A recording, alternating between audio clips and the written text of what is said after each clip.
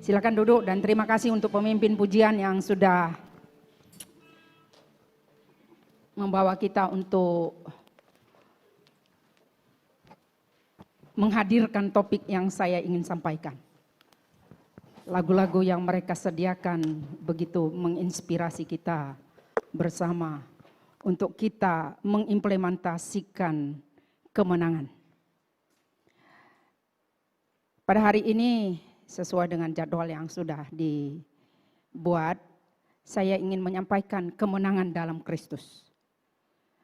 Kemenangan dalam Kristus itu ada beberapa hal yang saya ingin sampaikan kepada saudara.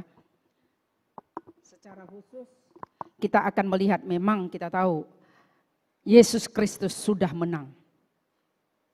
Yesus telah mengalahkan maut.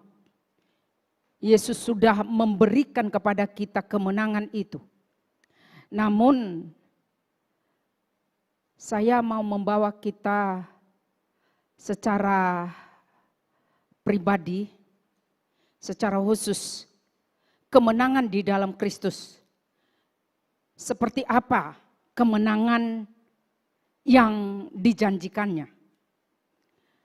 Sehingga ketika kita berada di dalam situasi, kondisi atau apa saja yang kita alami, termasuk pandemik yang pada saat ini sedang terjadi, kita tetap mengambil satu posisi sebagai warga kerajaan Allah, sebagai murid Yesus, sebagai pengikut Yesus yang setia kepadanya, untuk tetap mengimplementasikan apa yang Tuhan sudah lakukan kepada kita.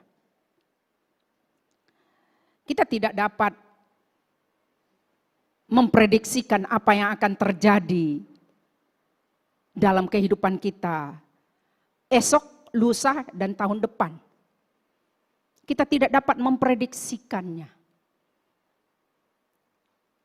Siapa pernah tahu bahwa pandemi COVID-19 akan ada dan berkuasa secara global di seluruh dunia. Pada tahun ini kita harus mengalami pandemik itu. Dan oleh karena pandemik itu ada banyak company yang besar bankrupt. Di Indonesia saya lihat teman-teman saya, ini company, wow. Banyak betul yang dulu saya pikir itu hebat betul waktu saya berada di Indonesia. Satu company yang hebat. Tetapi bankrupt dalam sekelip mata. Ada orang yang harus dibuang dalam bekerja. Oleh karena kondisi pandemik, siapa yang pernah tahu? Dalam menghadirkan, dalam kehadiran kita, dalam situasi yang seperti itu. Kita harus boleh mengambil satu standar kebenaran firman yang menjadi kekuatan dan dorongan bagi kita. Kita tidak tahu apa yang terjadi di hadapan kita. Tetapi dengan standar firman Tuhan, kemenangan dalam Kristus, itulah yang merupakan satu solusi yang membuat hati kita tenang meskipun kita sedang menderita. Meskipun kita sedang menghadapi masalah. Kemenangan dalam Kristus. Ini saja yang saya ingin sampaikan. Apa etimologi kemenangan dalam Kristus? Kemenangan yang seperti apa yang dijanjikannya supaya kita dapat menghidupinya. Dan kesimpulan. 3 perkara ini saya ingin membawa kita sidang jemaat Tuhan. Apapun kondisi, situasi yang sedang kita alami dalam suasana pandemik ini. Mari kita mengambil firman Tuhan ini menjadi cabaran. Bahkan mungkin ada sesuatu di depan yang sedang akan bergejolak.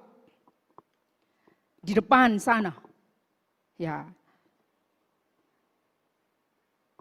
Saya tidak tahu karena sudah banyak di dalam WhatsApp membuat pendaftaran untuk memilih Dan itu sudah ada dan saya klik di sana nama saya sudah ada.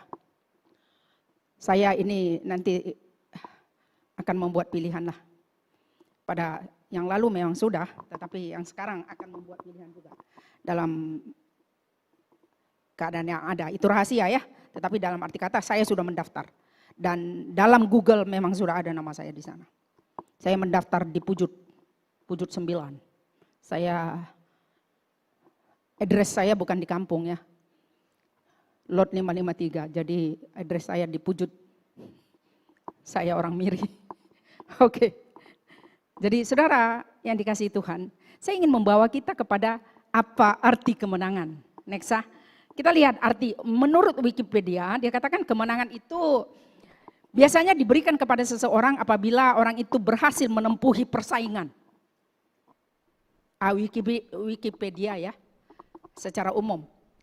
Dia mengalahkan persaingan yang ketat melalui argumen ke, perang ke. Nah, kira-kira demikian, itu kemenangan secara umum. Tetapi dalam konteks kekristenan, dalam konteks kita, dikatakan di sana juga menghadapi ujian ya, ada ujian. Dalam konteks kekristenan, dalam konteks kita jemaat, saya lebih menitik beratkan kepada ujian. Karena melalui ujian itulah, ujian demi ujian harus berlaku dalam kehidupan kita, dalam kekristenan kita, supaya iman kita tidak stagnan. Jadi kalau seandainya ujian gak pernah kita alami sebagai orang percaya, ada yang something wrong di sana. Ada sesuatu kesalahan di sana.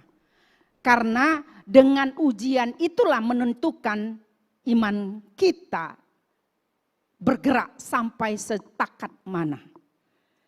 Ya, kalau dalam konteks pendidikan, kita kasih exam kepada anak-anak sekolah supaya mengetahui secara jelas sampai setakat mana pemahaman mereka tentang sesuatu pembelajaran yang sudah diajarkan kepada mereka. Artinya melalui exam itu, ujian itu, mereka naik ke level yang di atas. Jadi dalam konteks kekristenan sama juga. Ujian itu menjadi satu cara Tuhan untuk menaikkan kita ke level yang di atas. Jadi kalau tidak ada ujian itu, kita stagnan kehidupan kerohanian kita sehingga ujian kita tak ada. Nah, itulah banyak orang berada di dalam zona nyaman sehingga oleh karena berpikir, ya semuanya biasa-biasa saja. Dari dulu, sekarang, sampai selama-lamanya. Kalau itu biasa, nggak ada pertumbuhan di sana. Kalau kita lihat anak kita membesar dan akhirnya dewasa dan mereka kawin. Nah, itu proses pertumbuhan. Demikian juga dengan kemenangan yang kita terima dari Tuhan. Nah, di dalam Kristus artinya Kristus itu adalah yang diurapi Tuhan.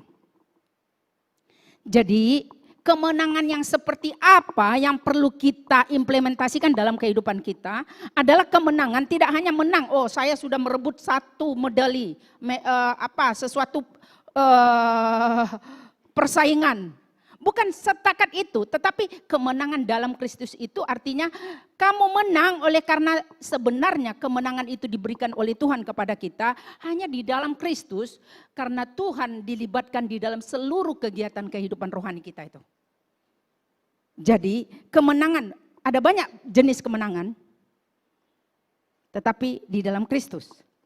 Saya ingin titik beratkan di dalam Kristus. Berarti kalau kemenangan itu yang kamu peroleh adalah untuk mempermuliakan nama Tuhan, memperbesarkan nama Tuhan, dan dipuji, disembah, diagungkan Tuhan yang disembah, itulah kemenangan di dalam Kristus. Jadi konteks kita sekarang, kemenangan yang seperti apa? Next, B. Kemenangan yang seperti apa yang perlu? Ya, saya akan jelaskan nanti satu demi satu, tetapi paling setidak-tidaknya kemenangan di dalam Kristus itu yang seperti apa supaya kita dapat mengimplementasikan kemenangan itu di dalam kehidupan kita. Karena apa? Firman Tuhan ini yang menjadi satu standar bagi kita. Ada 3 hal yang saya sampaikan di sana. Pertama, kemenangan dalam Kristus menuntut setiap pribadi untuk terus-menerus menaklukkan egonya dan membuat penyerahan diri kepada Tuhan secara total. Yang kedua, kemenangan di dalam Kristus itu menuntut kita mengalami transformasi dalam pikiran. Nanti saya akan jelaskan. Supaya pikiran yang kita zoomkan itu adalah pikiran Tuhan. Bukan pikiran duniawi kita. Karena banyak pikiran, pemikiran, anasir-anasir yang boleh datang saja masuk, keluar, masuk dalam kehidupan kita. Tetapi bagaimana menyaring kehidupan pemikiran kita itu harus ada kemenangan dalam Kristus. Sehingga Kristus yang berkuasa, bukan manusia, bukan kita. Itu nanti saya akan jelaskan. Dan yang ketiga adalah kemenangan dalam Kristus itu menuntut kita untuk terus tinggal di dalamnya. Oke. Yang pertama, mari kita memperhatikan. Kemenangan dalam Kristus itu harus kita terus-menerus kita taklukkan. Karena apa? Ego manusia masih ada. Sepanjang kita masih mendiami tubuh kita ini, mendiami tubuh jasmani kita ini, ego kita tidak langsung lari. Meskipun kita sudah menerima Yesus, sudah dibaptis, sudah menjadi hamba Tuhan seperti saya, ego saya masih ada loh. Ya, itu maksudnya. Ego kita tidak meninggalkan kita serta-merta karena kita sudah dibaptis. Karena kita sudah menjadi hamba Tuhan. Karena kita sudah menjadi pelayan Tuhan. Enggak. Jadi bagaimana sebenarnya untuk menaklukkannya? Mari kita lihat ya. Sejarah kronologis mengapa dosa ini, yaitu ego ini berkuasa dalam diri kita. Ini bukan terjadi pada masa kini.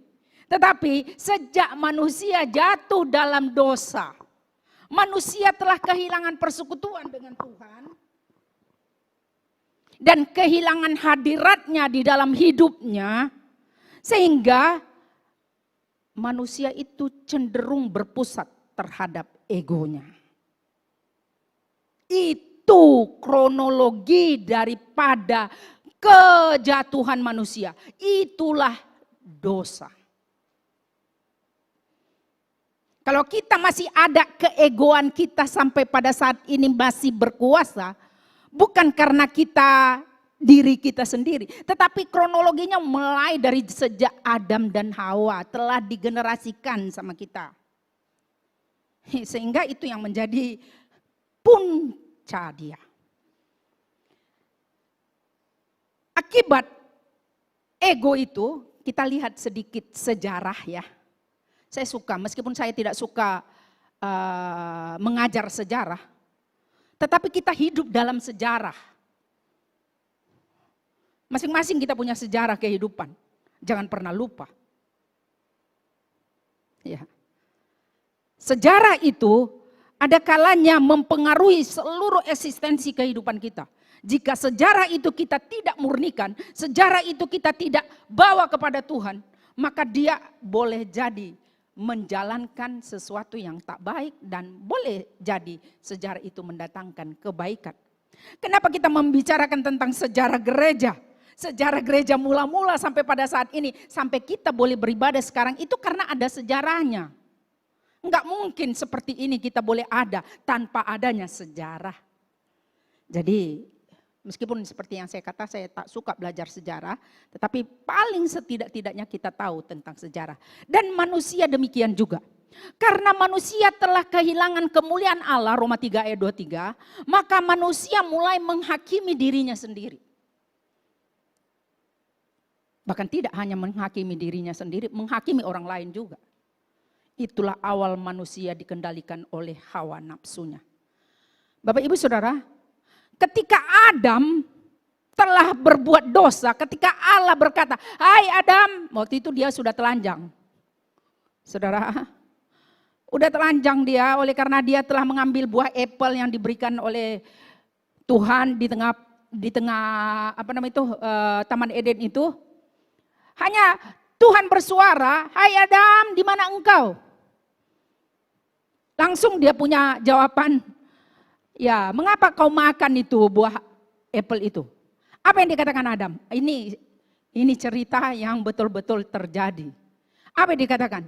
Perempuan yang kau berikan di sisiku itulah yang memberikannya kepada saya. Coba saudara, kau makan apel, terus kau salahkan siapa? Perempuannya. Perempuan yang kau di sisiku itulah yang kau beri itu. Dia salahkan Tuhan lagi ya. Perempuan yang kau berikan itu. Itu dia judge, dia punya istri. Jadi kalau kita saling menghakimi pun pada saat ini, logikanya, kronologinya dari atas sana. Enggak terjadi begitu saja. Memang dari dulu, sejak Adam dan Hawa berkata demikian. Jadi itu kita generasikan dalam kehidupan kita senantiasa. Perempuan yang di sampingku itu, yang kau berikan itu, dialah yang menyuruh saya untuk makan itu, maka aku makan. Habis sudah perkara ya. Jadi istilahnya istrinya yang berdosa, bukan saya. Menunduh. Nah, ini dari dulu, sejak dulu sudah ada. Jadi apa akibatnya? Ketika ego manusia lebih berkuasa, maka bukan saja menjejaskan orang lain. Alkitab mencatat kehancuran dan kematianlah akibatnya. Oleh karena ego manusia tidak hanya menjejaskan orang lain, nama baik istrinya itu di mata Allah, tetapi mengakibatkan kehancuran dan keterpisahan dan kematian. Itulah kronologi sang ego yang berkuasa.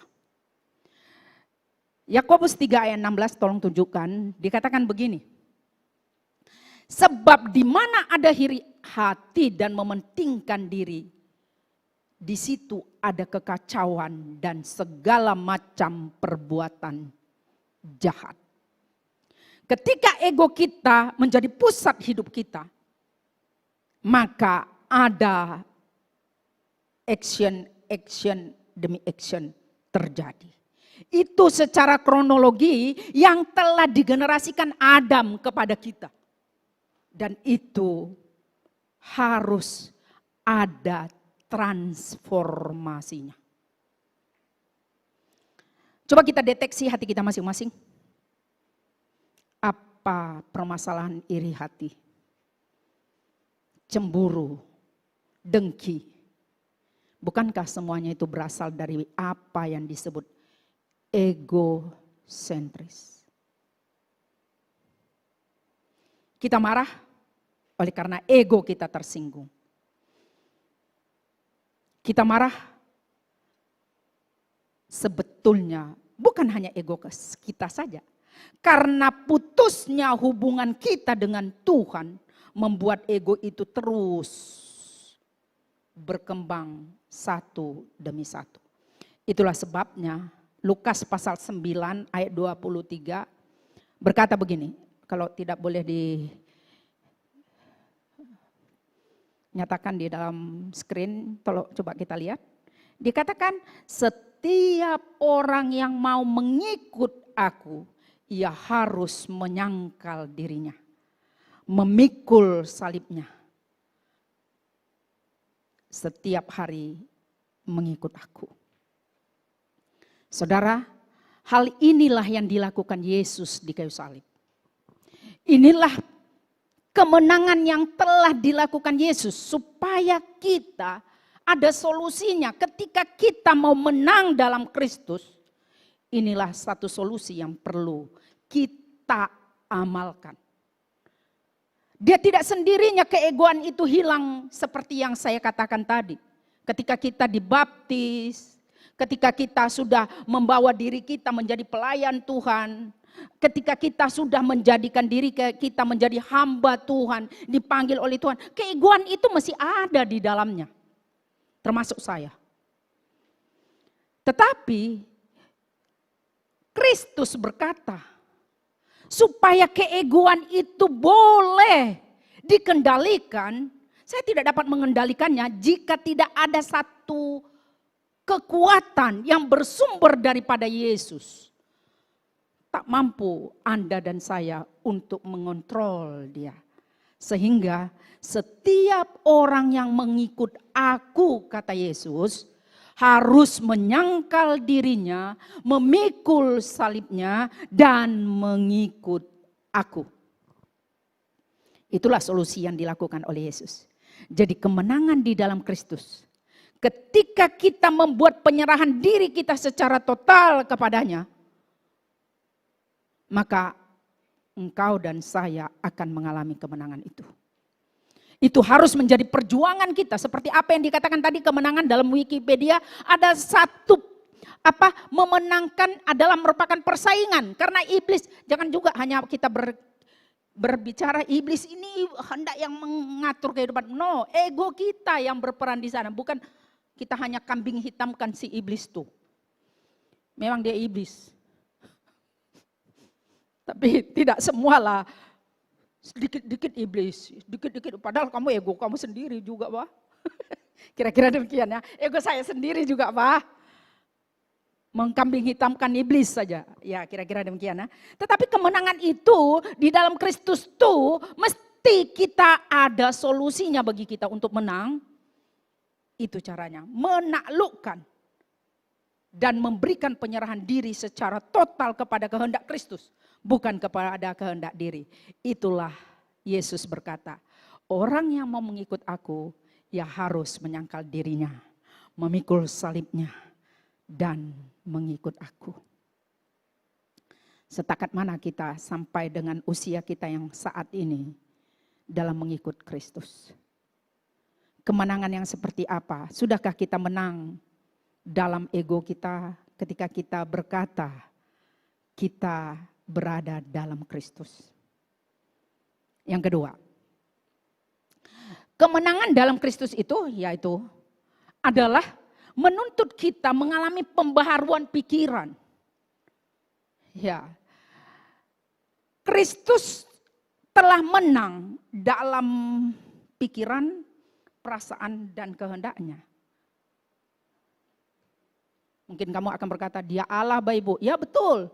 Dia Allah dan manusia, 100% dia Allah dan 100% dia manusia. Itu konsili yang dia telah kita tetapkan dari sejak abad tahun 451.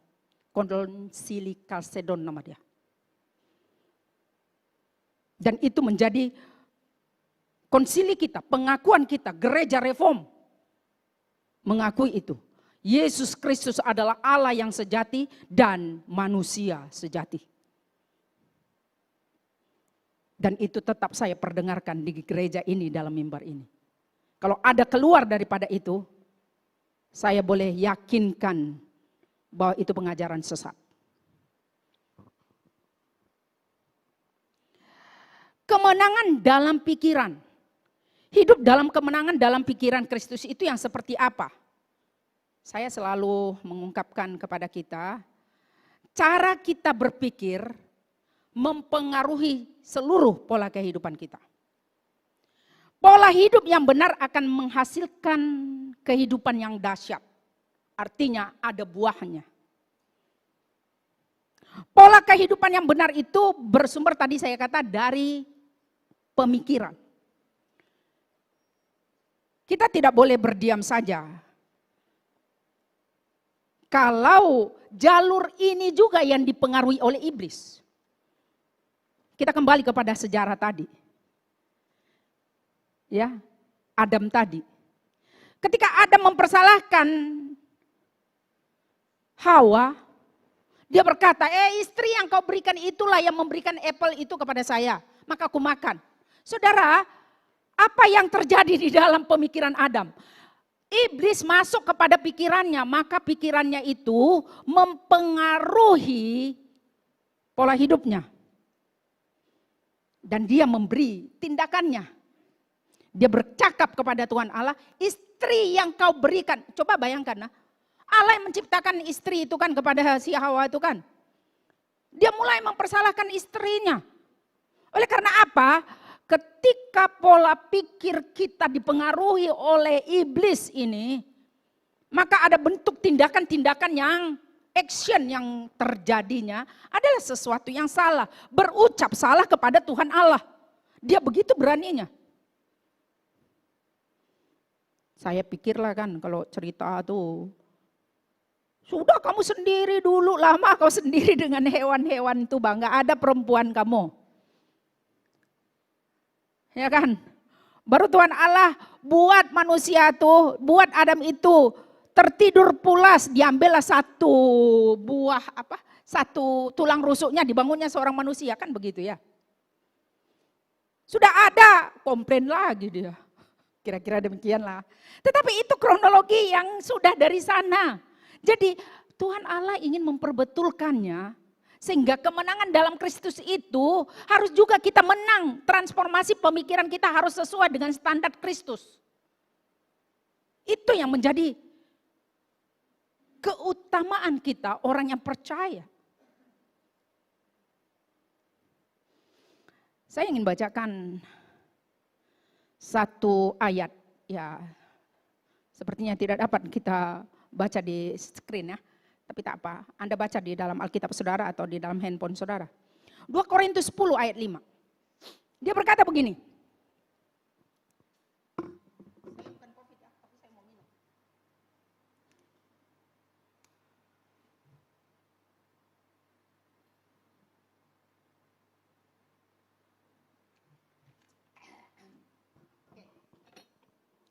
Dikatakan di sana, kami mematahkan setiap siasat orang dan merubuhkan setiap kubu yang dibangun oleh keangkuhan manusia untuk menentang pengenalan akan Allah.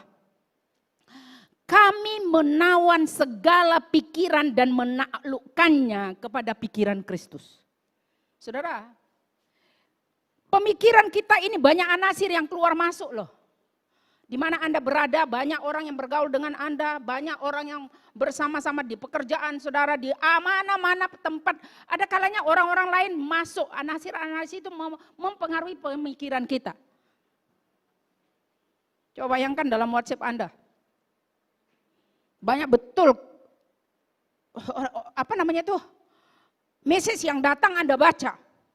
Itu akan mempengaruhi kita. Kadang-kadang yang jelek pun macam-macam, ya terserahlah apa di dalamnya.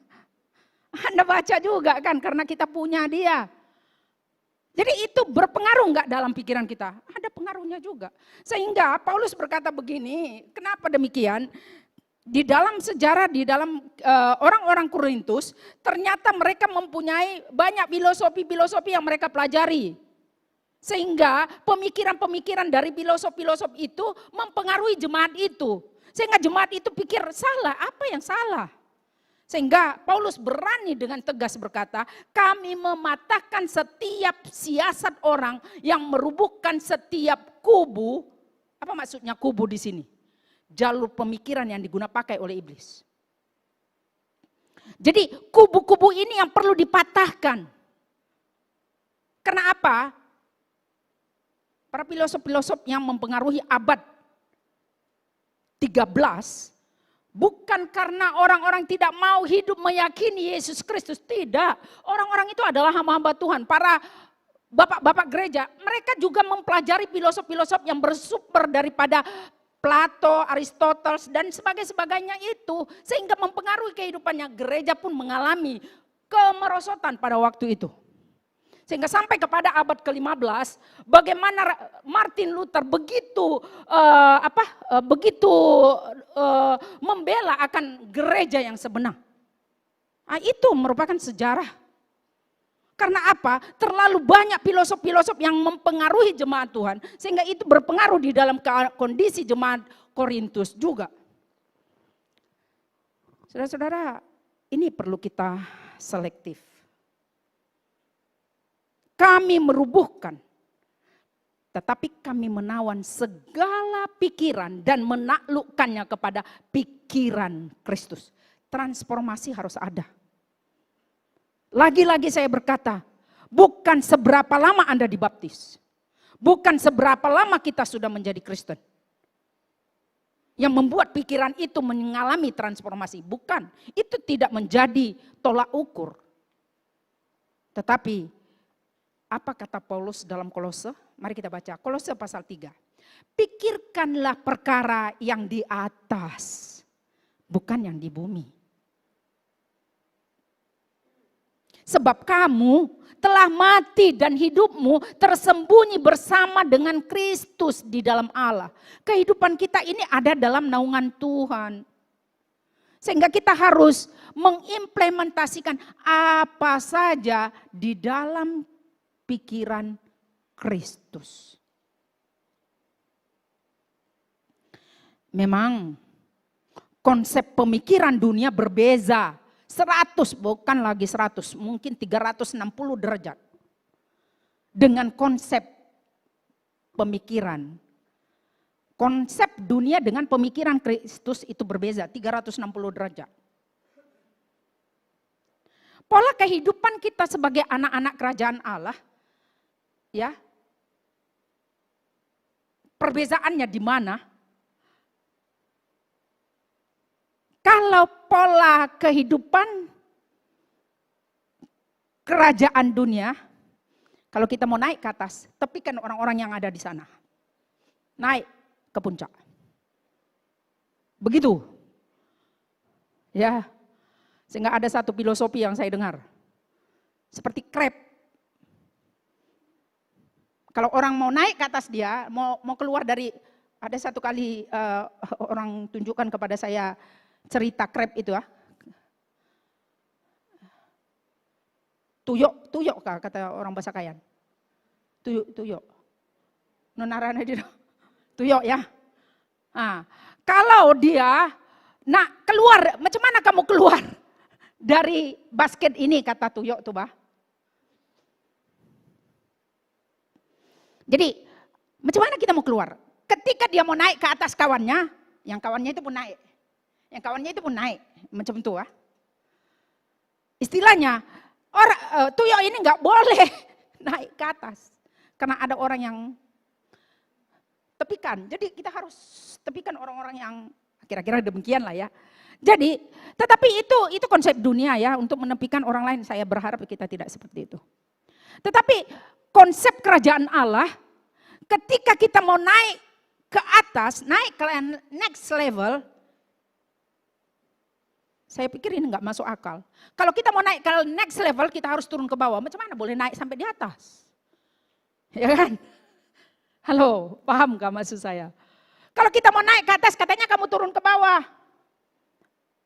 Loh, apa dasar teologisnya Ibu? Mari baca Markus pasal 10 ayat 42. Tolong tunjukkan ayat itu kalau boleh. Dikatakan begini. Kamu tahu bahwa mereka yang disebut pemerintah, bangsa-bangsa memerintah rakyatnya dengan tangan besi. Dan pembesar-pembesarnya menjalankan kuasanya dengan keras hati. Keras atas mereka, bukan keras hati. Keras atas mereka. Tetapi tidaklah demikian di antara kamu. Barang siapa, ini yang menjadi caranya ya. Barang siapa ingin menjadi besar di antara kamu, hendaklah ia menjadi pelayanmu. Dan barang siapa ingin terkemuka daripadamu, hendaklah ia menjadi hambamu untuk selamanya. Ini macam tak logik ini firman Tuhan ini saya pikir ya, dalam kehidupan kita ya, betul tak? Kalau kita mau naik kan mesti naik ke atas tangga. Mana ada kalau kamu naik dari atas tangga tadi kan kamu naik tangga sampai di sini ya kan. Tetapi firman Tuhan ini berbeda langsung, Mbak. Ya, untuk naik ke tingkat yang tinggi adalah melalui cara kita untuk turun ke bawah. Memang bukan logik lah, tetapi dalam arti kata macam susah kita untuk mengimplementasikannya. Tetapi bukan tidak boleh. Kita belajar dengan cara menaklukkan pikiran kita, transformasi kepada Kristus. Ini tidak hanya berbicara kepada Anda, berbicara kepada para pemimpin juga. Termasuk kita semua yang ada di dalamnya, termasuk saya sebagai hamba Tuhan. Ini implementasinya. Sistem pola pemikiran kerajaan Allah bertolak belakang langsung dengan cara berpikiran dunia sekuler. Jadi untuk memahami sistem ini, pembaharuan dan transformasi cara berpikir kita harus kita cermati. Kita harus berkata, Sudahkah saya mengalami pembaharuan dari segi pemikiran? Lagi-lagi saya berkata, standarnya bukan karena kita dibaptis. Standarnya bukan karena kita pelayan. Standarnya bukan karena kita hamba Tuhan. Apalagi yang mau jadi? Standarnya sejauh mana kita memiliki hubungan dengan Tuhan. Dan kita paham tentang pemikirannya. Dan yang terakhir, kemenangan Kristus menuntut kita untuk terus tinggal di dalamnya. Di dalam ayat yang berkata, Yohanes pasal 15, tinggallah di dalam aku dan aku di dalam kamu. Barang siapa tinggal di dalam aku dan aku di dalam dia, ia berbuah banyak. Sebab di luar aku, kamu tidak dapat berbuah apa-apa. Dari buahnya lah kita dikenal. Buah tidak jatuh jauh dari pohonnya. Sejauh mana kita bergantung hidup kepada Tuhan, akan terlihat bagaimana kita dalam berkomitmen, melakukan pelayanan dan sebagainya. Itu bergantung, inilah standar kehidupan rohani. Saya ragu kalau kita sebagai anak-anak kerajaannya, di dalam kehidupan kita tidak mengutamakan firman Allah sebagai standar. Maka ada banyak hal-hal yang terjadi di dalam kehidupan kita karena kita masih manusia. Bagaimana kita harus menghidupinya? Yang terakhir, next. Pertama, Tuhan menghendaki supaya kita menaklukkan ego kita kepada Kristus. Karena Kristus sendiri telah juga menaklukkannya di dalam Kristus. Di dalam Allah. Kristus juga telah menaklukkan segala sesuatunya. Karena dia mengutamakan keselamatan Anda dan saya. Kedua, kita perlu taat. Ketaatan kita perlu wujudkan di dalam kehidupan kita. Supaya kita mengalami satu kekuatan yang dinamakan intimasi. Intim dengan Tuhan. Artinya hubungan kita dengan Tuhan perlu kita pelihara. Sampai kita berjumpa kepada dia pada kali yang kedua. Artinya itulah yang membuat kita untuk tetap taat. Untuk dapat menang di dalam Kristus. Karena kita bersedia menaklukkan ego kita. Kita taat kepada kebenaran firman Tuhan. Taat kepada Tuhan membuat kita, hati kita bijaksana. Dan iman kita. Jadi iman kita harus kita wujudkan. Dan kita implementasikan di dalam kehidupan kita hari lepas hari. Kesimpulan. Karena kemenangan dalam Kristus menuntut setiap pribadi dapat menaklukkan egonya kepada Tuhan. Maka mau tidak mau kita perlu membuat penyerahan total kepadanya. Kemenangan Kristus menghendaki kita mengalami transformasi. Supaya kita dapat memiliki pola pikir seperti pola pikir kerajaan Allah. Meski sejuta persoalan dalam hidup kita, mari kita tetap tinggal di dalam Kristus. Karena itulah yang memberikan kita kemenangan. Saudara, saya ingin mau memberikan refleksi kepada kita sebagai anak-anak Tuhan pada hari ini yang telah mendengarkan firman Tuhan ini untuk kita dengar. Paling setidak-tidaknya saya memberikan kita untuk meresponinya. Mari kita datang di hadapan Tuhan. Kita berkata di hadapan Tuhan, mari kita bangkit berdiri. Cukup engkau berkata, Tuhan, mungkin saya sudah berapa tahun melayani. Tetapi sesungguhnya ego saya ini sampai saat ini belum lagi saya dapat taklukkan. Mari datang kepada Tuhan, tidak ada yang mustahil kepada Allah. Karena ketika kita menyerahkan diri kita, firman Tuhan berkata, tangan Tuhan tidak kurang panjang untuk menyelamatkan. Telinganya tidak kurang tajam untuk mendengar segala doa-doa kita.